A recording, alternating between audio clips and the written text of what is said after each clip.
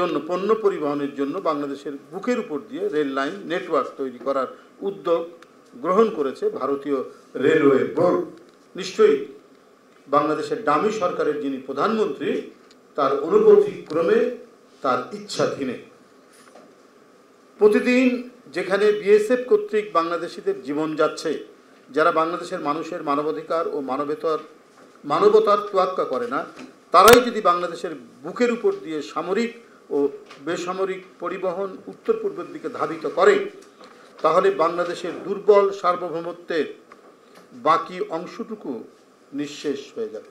এমনিতেই তো দুর্বল করেছে আমাদের সার্বভৌমত্বকে শেখ হাসিনা, যতটুকু সার্বভৌমত্ব আছে সেটাও নিঃশেষ হয়ে যাবে।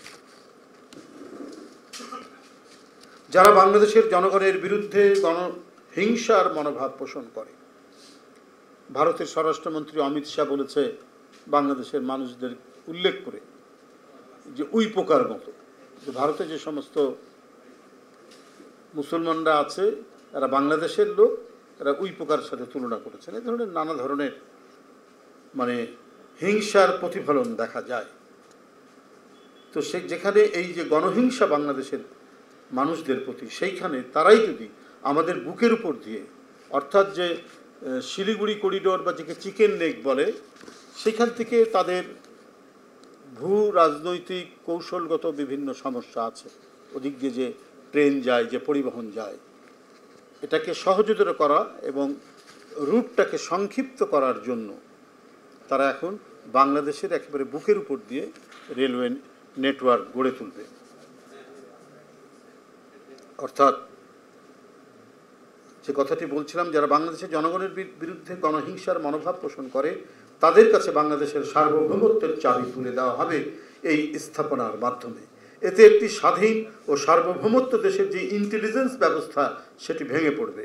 দেশের জনগণের ইচ্ছার বিরুদ্ধে বাংলাদেশের নতজানু সরকার যদি এই রেল লাইন নেটওয়ার্ক বাস্তবায়ন করে, তাতে স্বাধীন বাংলাদেশের অস্তিত্বকে ক্রমাগতভাবে মিলিয়ে দেওয়া হবে। বহুত্ববাদী প্রকাশকে অগ্রাহ্য করে ভারত এখন এক শৈলিক রাষ্ট্র, হিন্দুস্তানের চেতনায় এক সাম্প্রদায়িক আগ্রাসী রাষ্ট্রে পরিণত হয়েছে ভারত।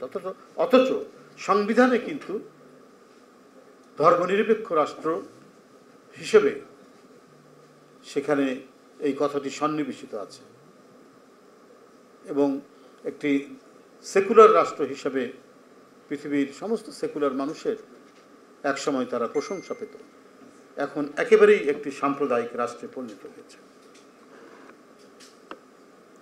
সংবিধানে ধর্মনিরপেক্ষতা সন্নিবেশিত থাকলেও বাস্তবে প্রবল আকারে চর্চিত হয় সাম্প্রদায়িক ভেদবুদ্ধি। সেখানে রাজনৈতিক বহুত্বের কণ্ঠস্বর সেখানে ক্রমাগত স্থীমিত হচ্ছে। দেশের মানুষ জানে যে শেখ হাসিনা অনেক গোপন চুক্তি করেছেন, এখন সেই চুক্তিগুলির স্বরূপ প্রকাশিত হতে শুরু করেছে। আর সেজন্যই বাংলাদেশের বুকের উপর দিয়ে রেলওয়ে নেটওয়ার্ক স্থাপন করতে দিয়ে শেখ হাসিনা গোপন চুক্তিকেই এখন দিনের আলোতে নিয়ে আসছেন।